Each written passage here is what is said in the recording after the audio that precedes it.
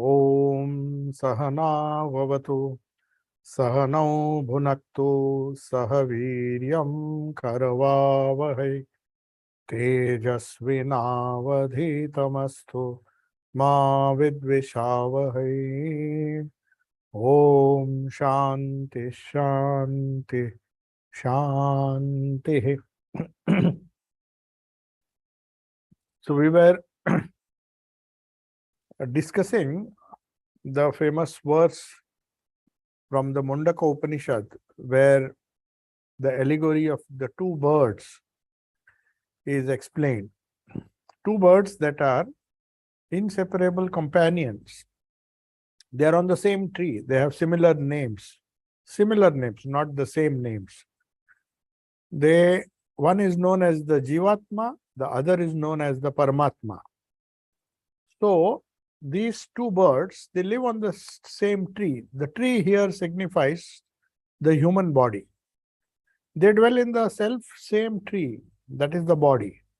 So body is the location of both the Jivatma and the Paramatma. Now what does it mean? Is the Paramatma to be restricted within the body? Though how can we say? What is the distinction between the Jivatma and Paramatma? If they are both located, if the center of consciousness of both the Jivatma and Paramatma is within the human body, in the heart of the human beings or heart of beings, then what's the difference? So this bird, two birds, one of the birds, which is represented by the Jivatma, eats fruits. What is eating the fruits? Eating the fruits of one's karma. So either it eats sweet fruits or it eats bitter fruits. So when it eats bitter fruits, it thinks that the world or the life is unbearable, it's not worth living. But suddenly, this same bird gets to eat sweet fruits. So for the time being, it forgets the bitter fruit and enjoys the sweet fruits. So both the birds are on the same tree, but one eats the fruits of varied tastes, and other, that is the Paramatma, the other bird which represents the Paramatma, it is perhaps perched on a very high branch, the branch which is very higher up, where there are no fruits. Most of the fruits are on the lower branches. So it looks on, it is looking at the bird which is eating the fruits in the branches below. So clinging to the same tree of the body, the individual soul, the ego, which is represented by the Jivatma. Actually, the distinction between Paramatma and Jivatma is Paramatma colored or restricted by the ego. When the Atma mistakes itself, when the Jivatma, the Paramatma mistakes itself, the center of consciousness within the human heart, consider is covered or by a thick layer of ego and other things, it becomes confused. It feels helpless, especially when it eats the bitter fruits. So it feels, what kind of fruit am I eating? Why the things are so bitter in life? So he laments. But at the same time, whenever he eats good fruits or sweet fruits, he becomes a little free from grief, but it is a temporary freedom. Whereas the other bird, because it avoids eating the bitter fruits, it has to forego the sweet fruits also. So it finds that there's no point in taking chances. So he becomes the bird on the top branch, feels that it is free from grief. And when the lower bird sees and glances at the higher bird, he finds the other adorable, all free. It envies the freedom that the other, and recognizes that is the Paramatma's glory. And then it is inspired to be like that bird. So that is the example that is given in the Upanishad. Now, what exactly does it mean? What are its practical implications in our life? That the bird, that is the Jivatma, has to learn, has to attain some kind of self-mastery. What do you mean by self-mastery? Are we not masters of our own self? Apparently we are. We think we are the masters of our own destiny. Or the future, we can shape our future as we want. But if very often we find we can't do it, the reason is that it is the limitations that are caused by the ego and all the other things which limits the self. So in association, how does the limitation come about? So it is in association with the psychophysical organism, the Sukshma Sharira and the Sthula Sharira, and also the Karana Sharira, different levels of life our human being resides. Some people are more Sukshma than Sthula, some are more gross, animals are more gross. And in fact, if you go to creation, the trees, the plants, and even the stones, they are absolutely gross. So our gross physical body, if we associate, our ego associates more with the gross physical body, we are more bound. So it is this association that makes us bound. We are free to associate. The self is free to associate with anything it likes. The more he recognizes, he can of course turn that self-mastery means he can associate the self with the deeper consciousness, pure consciousness within.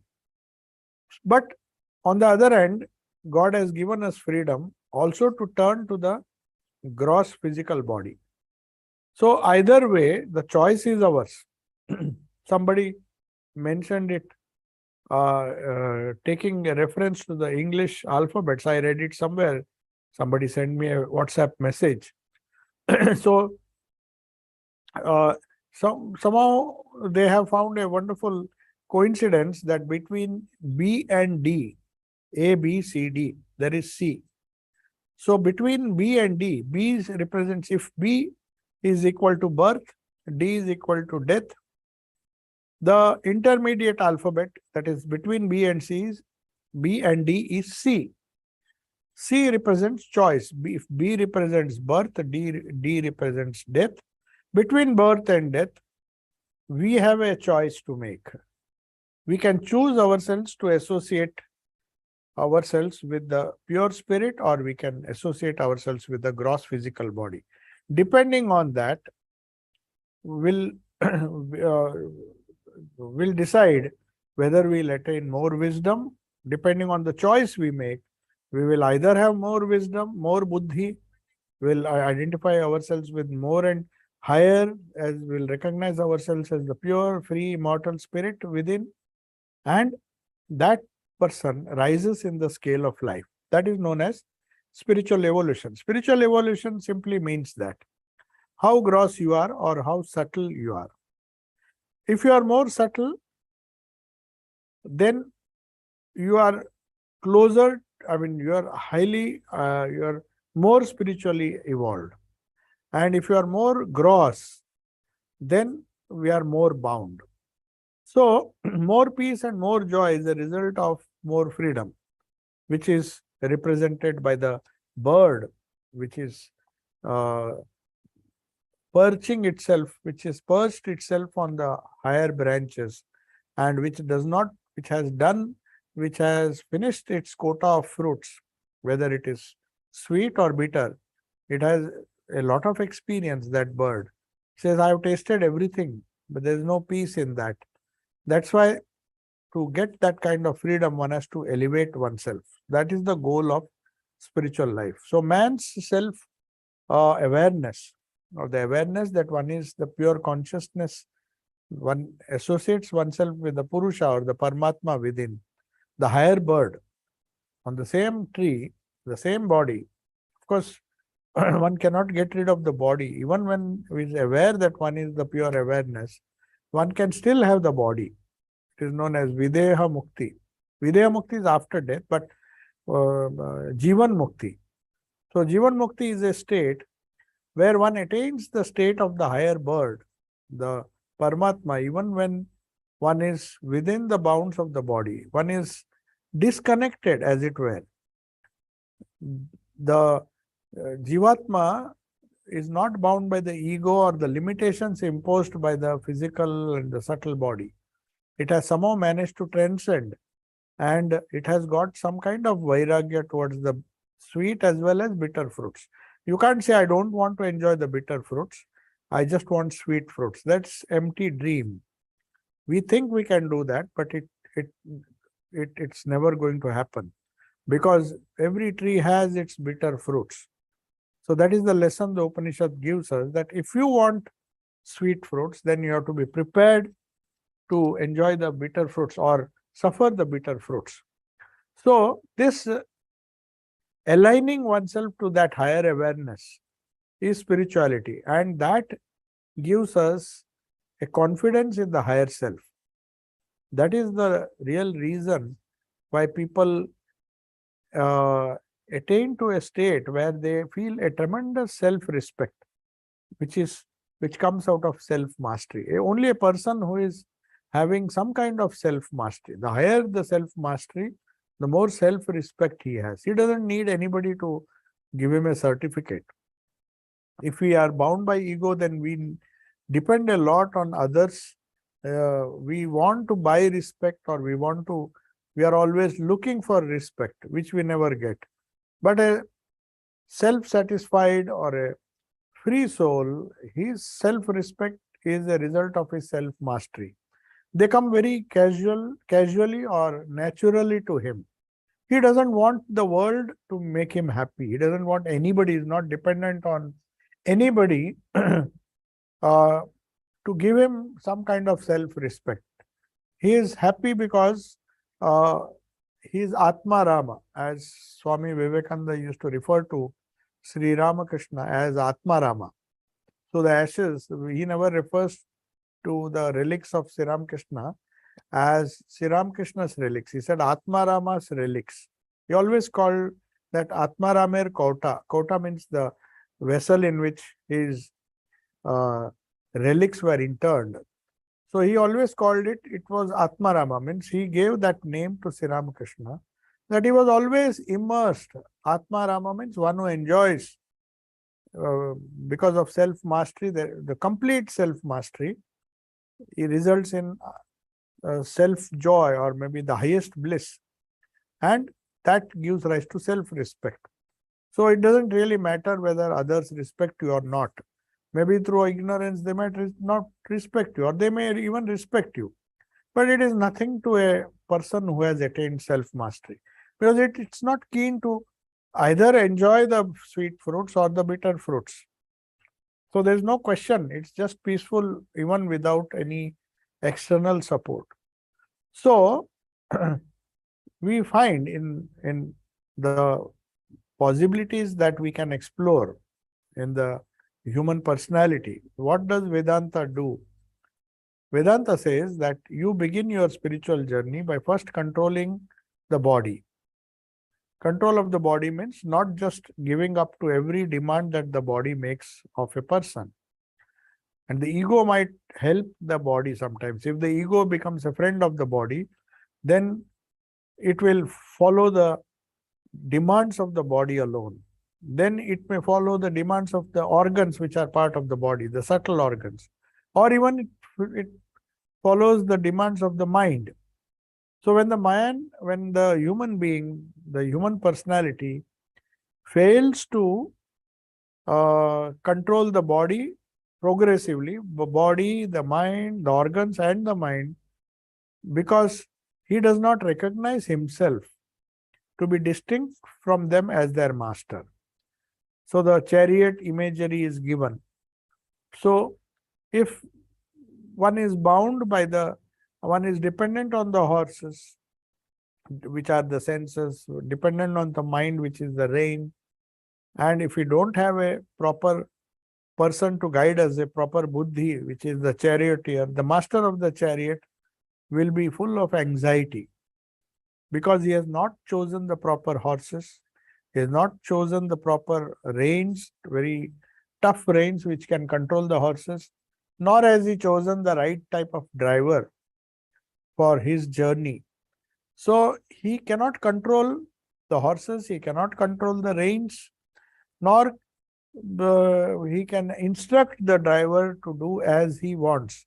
So he is not the master of his own chariot. He may have very good horses, but he doesn't have the strong reins and a strong person to control these good horses.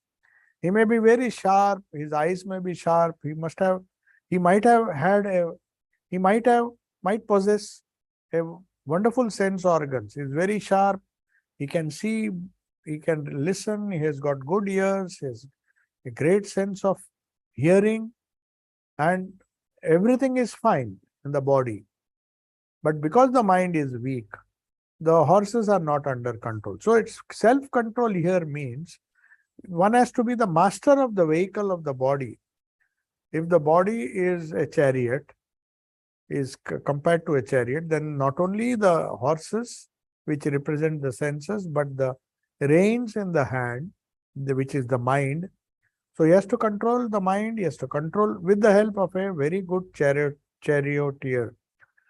And then he becomes the master of the chariot. So the self becomes identified, unfortunately, with the not self. It becomes identified either with the horse or with the charioteer. It cannot control all of them. And the person loses self-command. Then the chariot will go here and there, and then there will be an accident. So in the first place, we have to understand that the body is the vehicle. It is like a chariot, which are supported by the horses, the reins, and the good driver, which can traverse the path of light or the path of darkness, depending on what goal one has set for oneself. If one has to go to the right destination, then one has to have a good driver. That is a good buddhi. The body is the vehicle by which man can traverse the path of light or path of darkness, the path of freedom or the path of bondage, the path of misery or the path of peace and blessedness, according to the way he directs it. So goal is also important. Now, it's not enough to have a very strong vehicle with good driver, but if you give him the wrong directions, if the buddhi doesn't know what is the goal of life, then even with a good chariot, a strong horses, strong reins, and also an excellent driver who just obeys. See, buddhi is just an instrument. Buddhi tells us what is good, but it will not decide. For example, in the Mahabharata war, many times Krishna was a wonderful charioteer because God was the charioteer of Arjuna. All he had to do is listen. He used to give a lot of advice. Whereas the arrogant Duryodhana and the other Kauravas, they used to dictate and tell the charioteer, do this. I mean, they overpowered the buddhi because of their baser instincts, because of their lost self-control. And the driver then said, okay, as you wish, I will do whatever you say, but this is not good. The buddhi always tells us that this is the path which will take you to darkness. But if you insist, the driver has no choice but to take you on the wrong path. And then there is a crash. So choosing has to be done by the master of the chariot. The buddhi can guide us, can tell us, as Krishna used to tell Arjuna many times, do this, do that. He was actually controlling from within. He was not just a charioteer who was just obeying, because he knew Arjuna had his weaknesses. So he was the guide, and Arjuna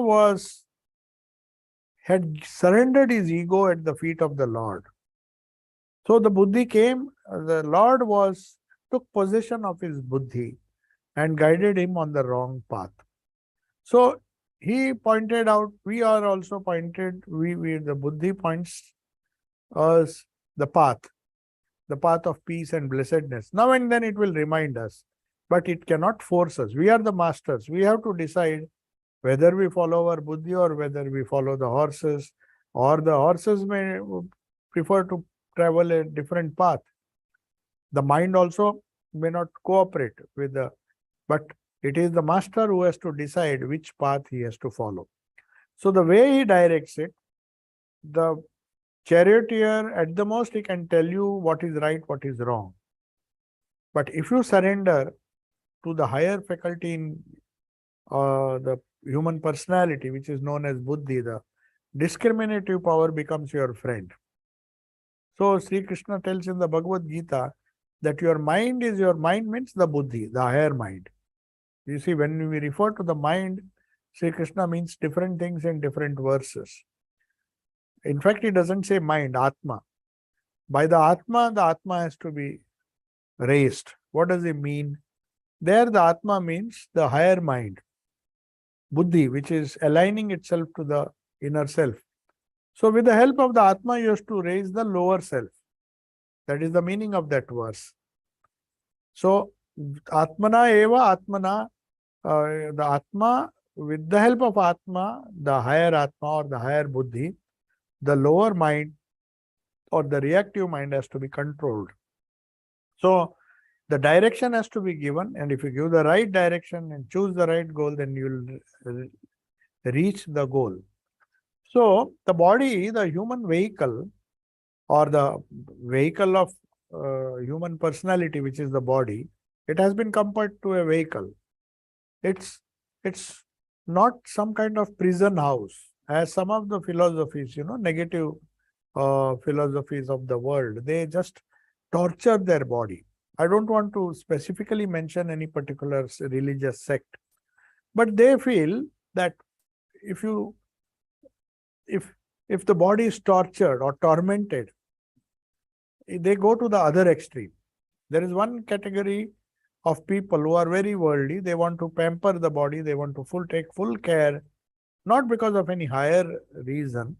They want to take good care because they want to enjoy more. They want to enjoy better health and they take care. But the other extreme is also there. They hate their body.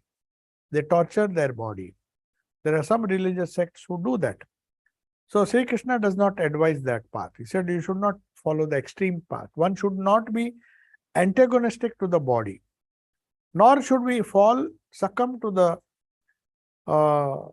demands of the body. So its body is not something for such people who torture the body. Its body is like a prison house. It's a kind of slow suicide. Though they don't say it is suicide, they say it is if we have some kind of disgust for the human body, and they do extreme things to discipline the body. They will not eat this, they will not eat that, there is so much of self-control that they go to the other extreme, negative. So it should not be something that you should torment, nor is it a prison house. As Sri Ramakrishna used to say, when somebody said, our jiva is enclosed in a prison house. He said, why prison house? If you realize that God is within, then the same house becomes a mart of joy. The whole world changes its attitude towards you. You look upon the world as a mart of joy, provided you know where to get that true joy. So you should not think that your body is a prison now. Somehow you have to break away from that body. Nor is it something, the flesh is so bad that we have to torment it so that it does not trouble us. Neither should you pamper it. So it must be taken care of according to the Gita and according to Vedanta and used just as a vehicle. You have to keep it fit, to be used as a vehicle for the journey to life's goal. And it's not just the physical body that has to be fit. The mind also has to be fit. As I said, the reins should be strong. The senses also have to be fit. Everything has to be fit and strong just because we want a strong vehicle. If we want to complete the journey we have a goal in front of us, a higher goal in front of us, and till we reach that goal, we need the vehicle. We need a good vehicle, good horses, a strong charioteer, and also a strong reins, the mind. So the individual's position, the jiva's position with regard to his body, according to Vedanta. I'm not talking of other religions who might have different ideas. Like there are some philosophies which prefer to not only hate the body but torture it. Anyway, that is not advised in Vedanta. It gives a beautiful,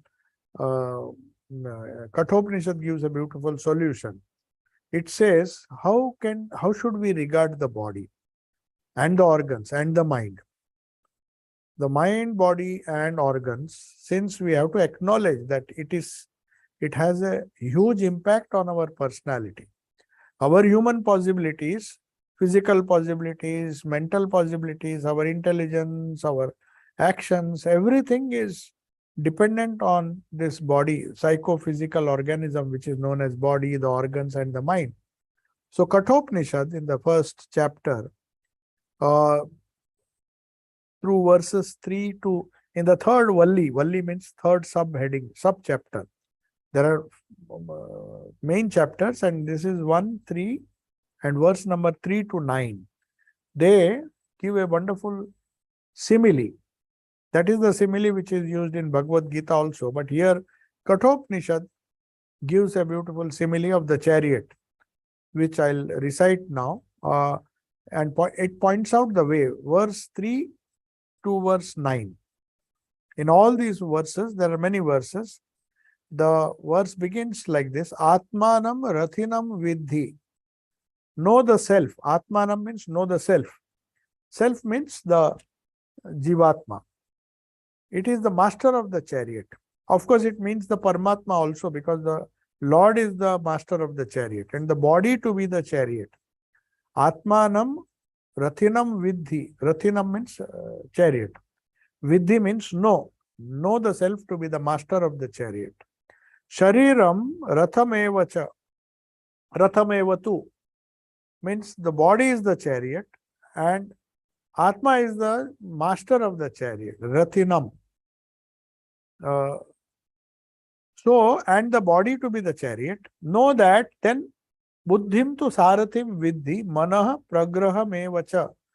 Know the Buddhi, the right understanding, to be the charioteer. That is what is explained in Kathopanishad. And the mind, that is the reactive mind, both volitional as well as emotional. Volitional means the willpower and also the feeling. See, mind is all not just thinking. Thinking, feeling, and willing, all the functions of the manas or the lower mind, the reactive mind, they are the reins. Reins means the reins with which the chariot or the horses are controlled. Now, this is the first verse which just explains what is Atmanam Ratinam Vidhi Shariram Rathamevatu Buddhim tu Sarathim Vidhi Manaha Pragraham Evacha. Manaha, that mind is the reins. Then, what is Indriyas? Indriyani Hayar Nahur Vishayam Steshu Gocharan Atmendriya Manoyuktam Bhokte Tyahur Manishina. Means the sense organs, Indriyani Haya Nahu. In the sense organs, Haya means the horses. So, sense organs are said to be the horses. And the sense objects are the paths traversed by them. Because the horses have to run on a road or different paths. The sense objects attract the horse. If there is a nice lawn or nice, something nice which attracts them, each one of the sense, if you see, takes you in different directions. Good sights, good or tasty food. So the sense, one of the horses say is the tongue. Another horse represents the eyes. So the eyes are running after some things. The mouth or the tongue is running after something. Then the ears are keen to listen to some other thing. So the sense objects are pulling the horses in different directions. That is what this verse says. So those who are very intelligent, discerning men say that the self, being united with the body, the organs, and the mind, is the experiencer. The self is the master of the chariot. But unfortunately, though he is a master, he is still bound by the chariot. is united with the body, with the organs and the mind. They play different roles. As in the chariot, the horses play a different role. The road or the objects of experience. But who is experiencing all this? The self. So Atmanam Rathinam Vidhi. So Atma is the Rathi. He is the master. So now we come to the next verse, which says, Yastu Vijnanavan Bhavati Yuktena Manasa Sada Tasyendriyani Vashyani Dutastva Iva Sarate. He who has no right understanding, one who has no right understanding. Avijnanavan bhavati. Yahatu yastu avijnanavan bhavati means one who has no understanding, means whose buddhi is imperfect, is ever associated with an uncontrolled mind. So, and his organs are unruly, like the vicious horses of a charioteer. So, he's giving a scenario where you say the buddhi is not, Yahatu, one who does not have the right understanding. Avijnanavan. Vijnana means true knowledge. Avijnanavan means who does not have right understanding or proper knowledge. His mind is always uncontrolled. So, uncontrolled mind means uncontrolled reins, which the charioteer is holding, because his charioteer does not hold the horses tightly. He's allowing them a lot of, he's relaxed. So that is why once Swami Vivekananda went to a painter who used to paint beautiful sketches of all these Puranic stories and the stories of the Upanishads, religious paintings. So he had painted a nice painting of Sri Krishna, who is the charioteer Arjuna. There are many paintings now. If you see, most of the descriptions of Bhagavad Gita have on their cover page. The Krishna is the charioteer, Arjuna either sitting or standing on the chariot, and the horses. But Swami Vivekananda pointed out a fault in that. The painting was very good. It looked very natural, but Swamiji told the painter, you see, this does not depict the real chariot where Krishna is the charioteer and Arjuna is the Sarathi. Why? Because he says, see, in your painting, the reins which were tied to the horses, which were controlling the horses, were loose. It was hanging. The painter made a mistake by showing the horses were going in different directions and the reins also were not tight. He says, see, when you really want to paint the spirit of Bhagavad Gita, the imagery which is given here in Kathopanishad, you should paint the charioteer, Krishna or whoever it is. The charioteer may be somebody else, but whoever controls the chariot, the painting should depict that he is holding the reins tightly. So tight that the horses are just raising. Swamiji, in fact, explained to him. He says, your horses look so timid, but you should show them that they are struggling to run here and there. That is what our senses are doing. He says it is a tremendous battle, and the charioteer has to be so strong that even if the horses want to run here and there, he is not allowing them. He is holding all the reins and making them focus and go in one direction. He said, if you can show that in the painting, then I will appreciate your painting.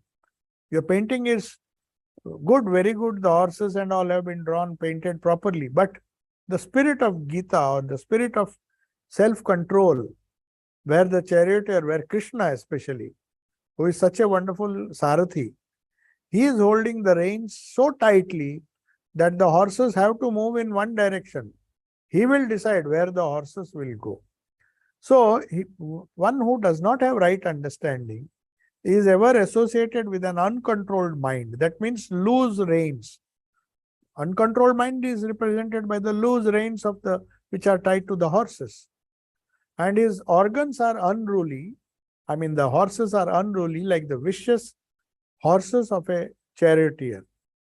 So naturally, if the reins are loose, If the charioteer is not able to control the horses, they will go here, they become very vicious. That is the nature of the horses, they are wild. Each one of the horses wants to go independently. Everybody wants independence. Each of the sense organs wants to enjoy the world, wants to run after the objects. Say one horse wants to run, it sees some nice water, it's very thirsty. Another horse wants to eat the grass. So if you don't control them, then they will run helter and skelter and they'll not follow the road. One will pull this side and the cart will crash. But yastu vijnanavan bhavati. Yastu avijnanavan bhavati means one who has no understanding. His horses are vicious. He is not able to control his chariot because he cannot control the horses. Whereas yastu yahatu vijnanavan bhavati yuktena manasa sada tasya indriyani vashyani sadasva iva saratehe. While he who has right understanding is ever associated with a restrained mind.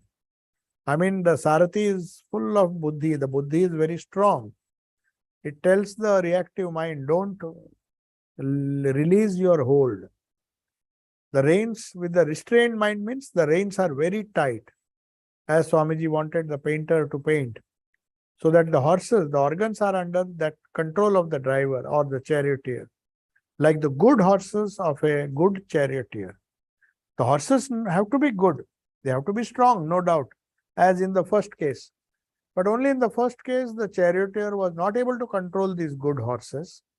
Senses always should be strong. The horses should be strong, but the strength of the charioteer and the reins should be so strong that the understanding must be right and the mind should be restrained. Then the horses are come under the control. So this is another verse. Then, moreover, he says in the next verse, he who has no right understanding is ever associated with a distracted mind. What happens if his mind is distracted? That mind becomes impure. He cannot attain the goal supreme. But what is the result of that? He undergoes repeated births and deaths. So he never reaches the journey. He never reaches the goal, which is mukti. But now and then he will crash and then he will rebuild the chariot and again undergo the journey till he reaches the goal. And for that he has to undergo repeated births and rebirths and deaths. But yastu vijnanavan bhavati samanaska sadashuchi satu tat padam apnoti yasmad bhuyo na jayate. While he who has right understanding. So he is comparing the one with wrong understanding, means a limited buddhi, or one who doesn't have buddhi, but one who has the right buddhi, viveka, is ever associated with a restrained mind. And what happens if the mind is restrained? He remains pure. So purity or impurity of the mind is not the type of thoughts you think. If you can restrain your mind and prevent the horses from going towards its objects, then mind is pure. That means the reins are perfect. They are very not only strong, but they are under the control of the buddhi. So he attains that goal and he reaches the goal and there is no rebirth. He will never crash. That chariot will never crash because the horses are under control. The man who is holding the reins is under control and everything is under control. So, Vijnana Sarati yastu Banaha Pragraha Vannaraha Sodvana Paramapnoti Tad Vishnu Paramam Padam. So, such a person who has the right understanding for his charioteer. I mean, his buddhi is always with him. His buddhi is buddhi means the higher faculty of the mind, the discriminative faculty of the mind. So indeed the man who has the right understanding for his charioteer, who holds the reins of the mind firmly, reaches the end of the road. I mean, he doesn't break down anywhere. His journey of life will be very smooth. And where does he go? What is the goal of life? That is the supreme position of Vishnu. Vishnu here does not mean the mythological Vishnu, but Vishnu in Sanskrit means one who is all pervading. So he reaches that state where he sees the consciousness everywhere. That is the supreme position of Vishnu. Tad Vishnoho Paramam Padam. He reaches the highest position or the highest goal of life. So from this verse, it is evident that the body, the horses or the chariot should not be, it should be tough, but that doesn't mean you just go on decorating. Some people, they take so much care of their car. They spend most of the time cleaning it and keeping it in perfect order while they are not really using it. And some of the people, they are very merciless, either with their car or their chariots and other things. They don't take care of the horses. That is also not good. But too much of pampering is also not good. So from this verse, it says that one should have the right attitude, the right mind, the right strength, the right buddhi, the right charioteer who looks after maintains the chariot very well.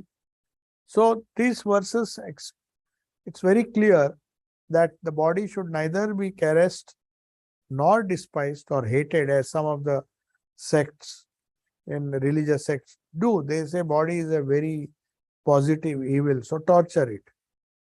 That is, of course, an extreme path, but Gita and the Upanishads don't advise that. Follow the middle path. Take care of the body, don't torture or disregard it, but don't pamper it also. It should be judiciously used for reaching the ultimate goal. Take care of the horses so that it can run. Not that you take care of the horses and make it sleep all the time. Then what's the use of taking care? You take care, but don't torture the horses. Use the horses rightly, use the chariot very prudently, very intelligently. And if you use the body judiciously, then you can reach paramam tad Vishnu paramam padam. You will reach the ultimate goal. So, if one succeeds in giving the body, the senses, the mind, right direction, only then, if they are all moving very smoothly, then the person, if the vehicle is moving very smoothly, you see sometimes when you drive the car very smoothly, you don't feel you are driving a car. You are as if floating on air. If the driver is really good, you won't feel the jerks, he won't suddenly brake. So the Upanishad says that if one succeeds in keeping the senses, that is the horses, the chariot, that is the body, and the reins, the right direction, with a strong buddhi, who drives them perfectly without unnecessarily giving it trouble, then the master feels that he's very smoothly traversing the journey as their master, and he can, at these moments when the vehicle is moving very smoothly, he feels distinct from them. Just as a very, very nice car, you feel that you are floating on air. You don't get the vibrations, the jerks. They move smoothly on the road. That is the secret of self-mastery. The horses should not be very furious, jumping about all the time. Neither they should be lazy and sleep. In both the cases, your journey will not be complete. It should be smooth. It should be controlled properly by the buddhi. The driver should be good. The reins should be good. The horses should be good. The chariot should be in good order. The body should be in good order. So, and if they are properly controlled, so the Upanishads, that is the secret of self-mastery. Then we find that the human personality, whatever may be the state of evolution that person has, the human possibilities, more and more human possibilities are explored. So man is capable, the whole human personality, according to the Vedanta or these Upanishads, is a graded organization. It's a kind of, it exists in different levels. Depending on which level we are, our possibilities are explored and possibilities are uh, uh, used, I mean, the possibilities are fully utilized, or you can say they're fully explored, and we realize those possibilities. So, in fact, if we don't lead a correct life, maybe we are utilizing our physical possibilities, we are utilizing our intellectual, even atheistic, we are very good at music and art and other things. And we are very good human beings, moral. But the real possibilities are explored, or if all the possibilities are explored, then physical, moral, intellectual, aesthetic, and also spiritual possibility, all the possibilities, if they are explored, then only you can say the human personality will reach the goal of his life. Otherwise, we will excel in some fields. Maybe we'll conduct the journey in a proper way, but at only one level, say physical level. Then we are successful in intellectual level. So below the spiritual, that is the highest level, where the highest possibilities are realized of a human personality, just below that comes the moral level, the ethical level, where we lead a life according to dharma. So dharma is essential, but purely moral life is not enough. There should be a purpose and goal for it. It will take us very near the goal, but to reach the goal, the spiritual dimension of human personality has to be explored. So, but Swamiji says very clearly, you can't say that I will be evil and still I will be spiritual. So there is no access to spiritual life, but through the moral life. So once one is established in that moral life, means what? The buddhis, you will listen to the buddhi and make the right choice at the right time. So there is no access to spiritual life if we don't follow the moral principles. So artha and kama are okay, provided they are controlled by dharma, that is morality. So the Pandavas, who were led by Yudhishthira, was known as Dharma Raja. He suffered a lot, but because he was holding on to dharma, the victory was finally his. That's why they say Satyameva Jayate Nanritam, not untruth. Ultimately, truth will triumph. So what is this truth? That the moral level is higher than the physical, the aesthetic, intellectual. Physical comes lowest. Then comes the intellectual, which makes you a very sharp person, very intellectually highly accomplished person. But you can still be evil. You can use it for negative purposes.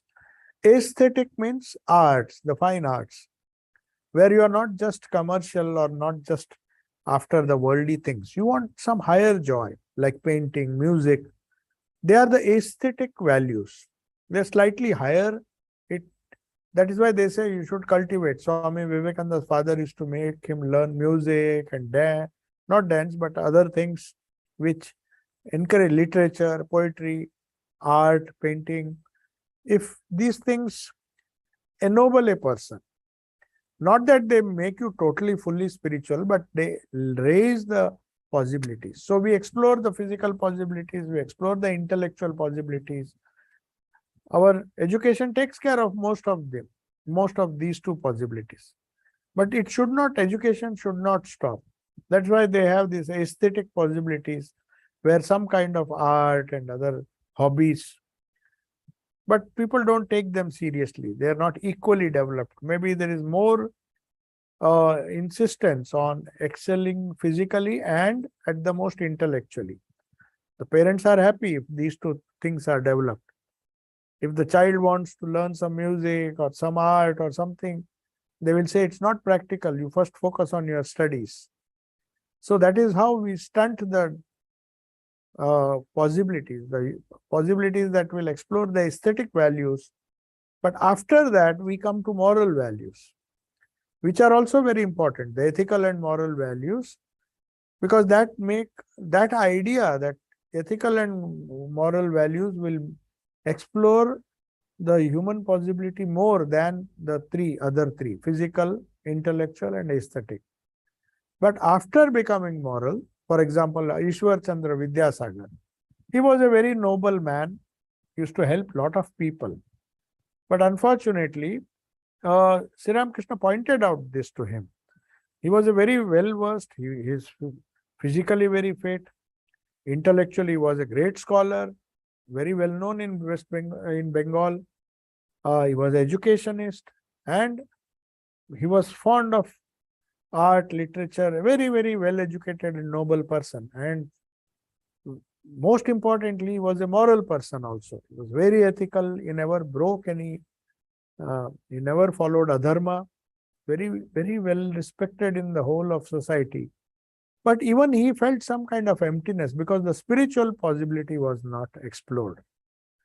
He was good, but he did not have that desire to explore the spiritual possibility. That is why Sri Ramakrishna went to him to share that spiritual possibility with him. Said Ishwar Chandra Vidyasagar, at least he has risen to such a high level morally, after having excelled physically, intellectually, aesthetically, and also morally. He thought now all he needs is a little spiritual push, and that will make him, because he was a sort of atheist.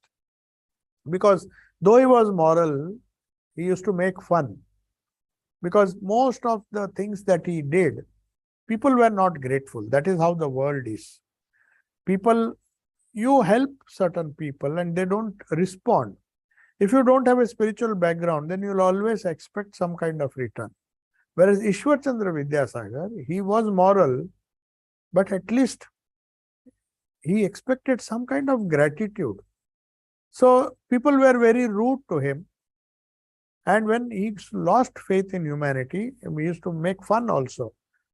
If somebody criticized him, somebody tortured him or gave him a lot of trouble, he said, I don't remember having done anything good to you. I don't remember having helped you. Then why are you? That means he believed that every person whom I have helped has somehow been unjust towards me. I mean, he has not repaid that, or maybe he's not even expressed gratitude. He didn't have the courtesy.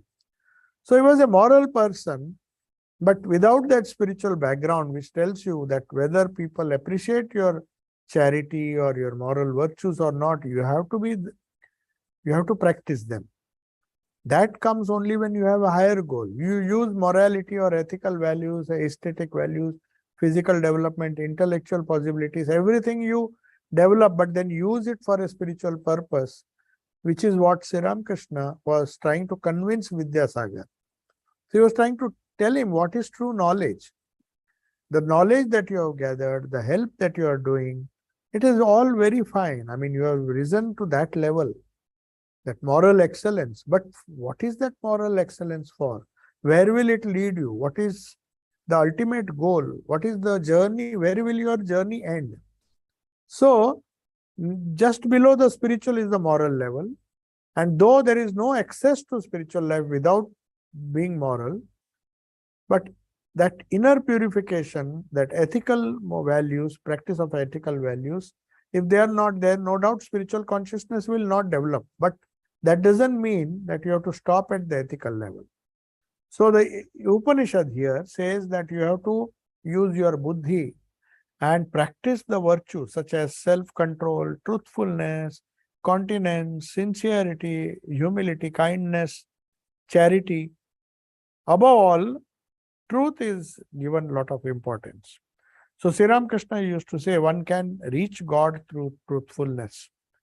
Sri Ramakrishna said that from his own experience, he said, all the religions except one thing.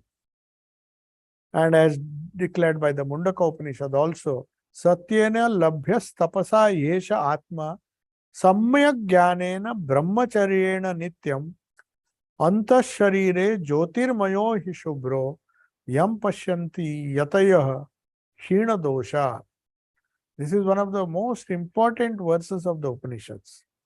Especially when people say that they are practicing Advaita Vedanta, Here the Upanishads, Mundaka Upanishad, which is actually, it is meant for monks. Mundaka means shaving the head off. Mundaka. Mundana is the word. When you shave off your hair, it is known as Mundaka.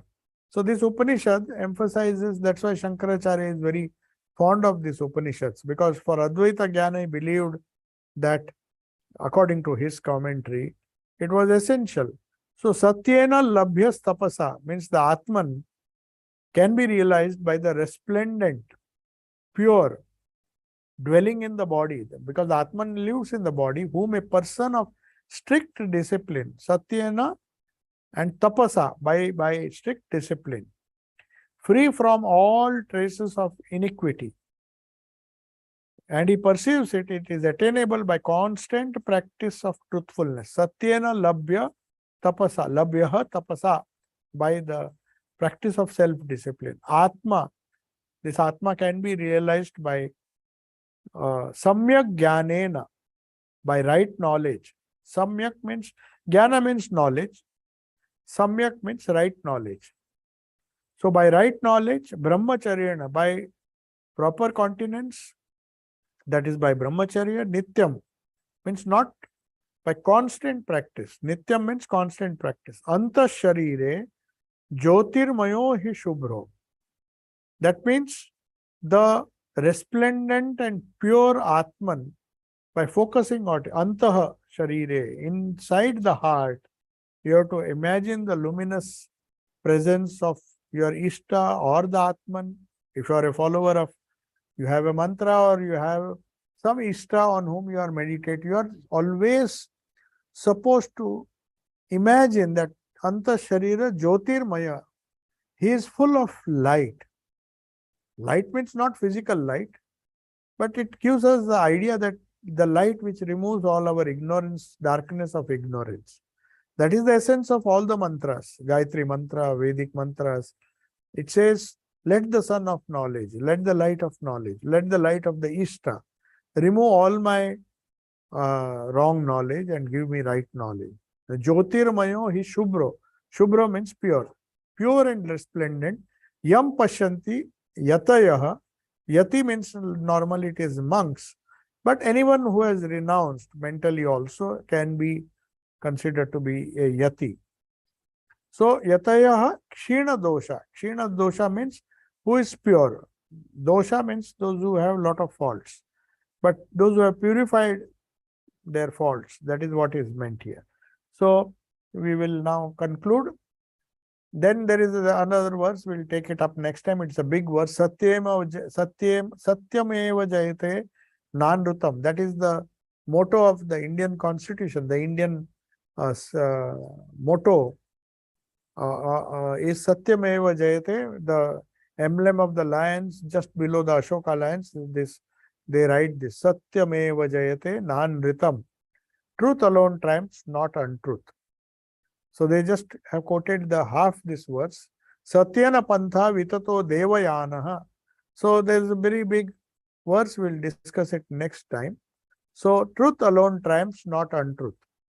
By truth is spread out the path, devayana, the way of the gods, passing through which the seers, the rishis, free from all desires. He aptakama. Aptakama means one whose desires are fulfilled, means he has no more desires. Whatever he had desires, little desires he had, he is slowly fulfilling them. And then only a little few desires, harmless desires remain. So this aptakama proceed where there is the supreme abode of truth. Yatra, yatra means where, tat, satyasya paramam nidhanam. So the abode of truth, which is the goal of all human beings, there, and everybody who follows the path of truth, not untruth, and follows this path which is pure, resplendent, free from all desires. So with that growing awareness, the higher possibility, the higher spiritual self is awakened, and that person reaches the goal. He recognizes nature as the pure, free, immortal Atman. And also as a consequence, he realizes that others individuals are also free, immortal. Though they may not feel like that, but the person who sees that immortal within, he always sees the immortal without also. That is why Thakur could not criticize. Swamiji says, sometimes I criticized many people.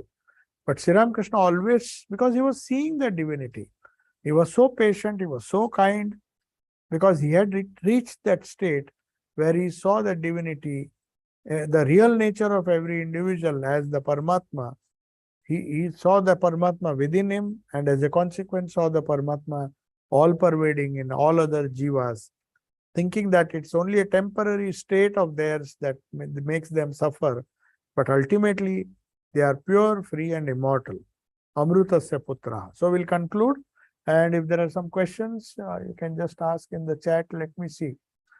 Yeah, Shailesh is asking, you mentioned that impurity of mind implies lack of ability to control our mind and senses. Yes. Then what is the method to keep our senses and mind under control to purify the mind? Purification of mind actually means that Patanjali's yoga says there are different techniques. You can handle this in different ways depending on the people can use prayers. Purifying the mind means reducing the desires from controlling us. Rather than we control the desires, that self-mastery means purity. Purity doesn't mean do this, do that. Oh, by doing this, you are impure. By doing that, absolutely no connection with what you do and what you don't do. But what is the motive? What is the goal of your life? That is important. And the lesser your desire, the greater your control over your own mind and your senses and your body and everything. If you are a master of your own self, then you are a master of your mind, and the master of the mind is possible. Mastery of the mind is possible only when it is pure. So purity is, in yoga at least, it is considered to be a state of awareness, of a higher consciousness, where you don't associate with the Prakriti, but associate more with the Purusha, the light of the Atman. So the methods are different. You do japa, you focus on the light within, you do prayers, think of the light outside of you, because most of the Semitic religions, they want to pray. They go to church, they go to temples. Even Hindus do that. We want to pray. We know that there is so much of darkness within. So we pray to the Lord outside, because we consider the Lord to be free, pure and immortal, and tell him that at some stage of the life, you come and remove the darkness of ignorance in my heart, because I don't see clearly. That's the idea. So that is how to bring the mind under control, you have purity. It is all, both are the same, two sides of the same coin. If you are pure, you can control the mind. If you can control the mind, you become more pure. So it is not that you first control the mind and then it becomes pure. No, they go simultaneously. The lesser the thoughts, the lesser the desire, the more pure the mind, the more you are able to master it, control it. Yes. So Giovanni is asking, it is often quite hard to hold on to dharma when we have to deal with the material world, which has different rules. How can we make the right spiritual choices while having to deal with the material world? Yes, material world, that is the dilemma which everybody has to face. But you see, it's not just the material, clinging to the material world that makes us follow the wrong principles. In fact, the whole of Mahabharata, it was a material battle. It was a battle between the evil and the good. So to hold on to dharma doesn't necessarily mean that you give up all the material things. One can hold on to dharma even while one is having to deal with artha and kama. That is why they are known as the four purusharthas. So you can't expect just by giving away the desire for artha and kama doesn't mean you will hold on to dharma. So when you consider dharma to be your goal, that is moral, as I told you, it is one level below the spiritual, but it is essential. First, you have to be really dharmic, in the sense you have to follow the tenets of dharma, even though it is difficult. I know it is difficult, because in the material world it is difficult, but it is not so if you lessen your dependence on the material world.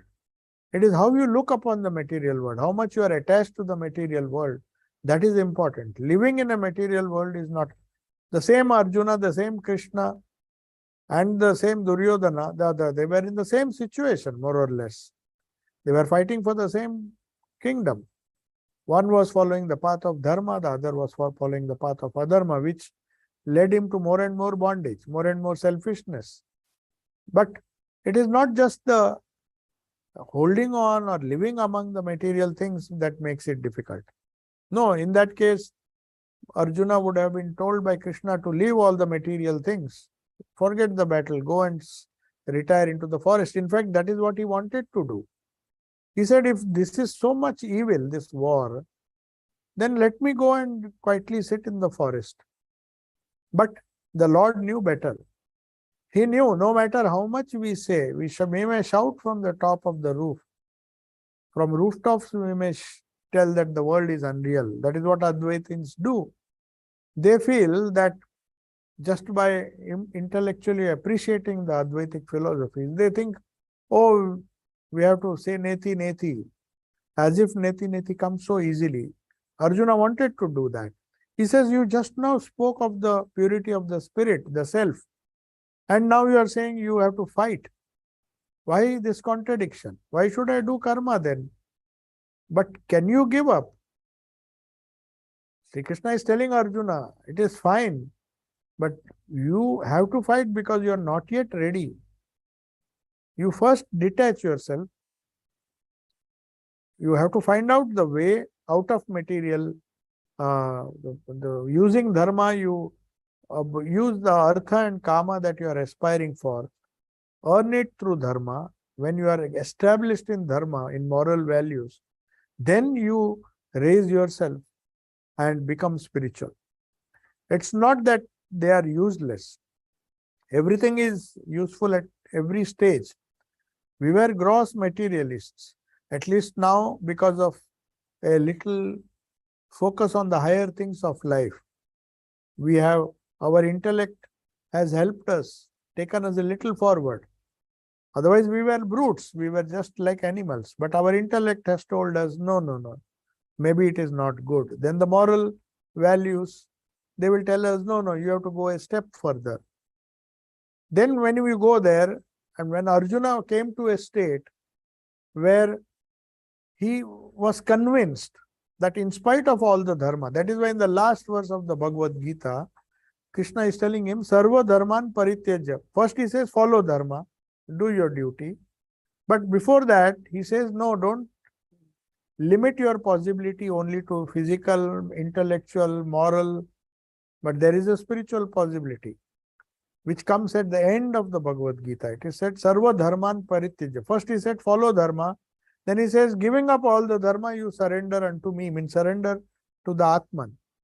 So when you surrender to the Atman, you will reach the highest. So that is the culmination of the Gita, but they are all different stages in life. So no doubt it is difficult, but it is not impossible. As you have asked, in this material world, why should the same material world was what Krishna lived in? The same material world Jesus lived in. They did not just drop from heaven. They did not live in a imaginary or world which was full of joy and peace. They lived among very cruel people who crucified them. Most of these people who followed the path of dharma, they had to pass through, literally. That's why Swami Vivekananda said, the way to heaven is through hell. So one has to pass, one has to, like that bird, eat the bitter and sweet fruits. Though we may imagine that we will get only sweet fruits, but some bitter fruits will come, and then that disillusionment will come. Then the stage will come when we give up dharma. So it's a gradual process. One does not have to, hate the world. One has to have a balanced attitude and find out where we are. We have to explore different possibilities in stages. We were brutes a few births before. We were behaving like animals, who knows? But then suddenly we became intellectual. We became a little more noble.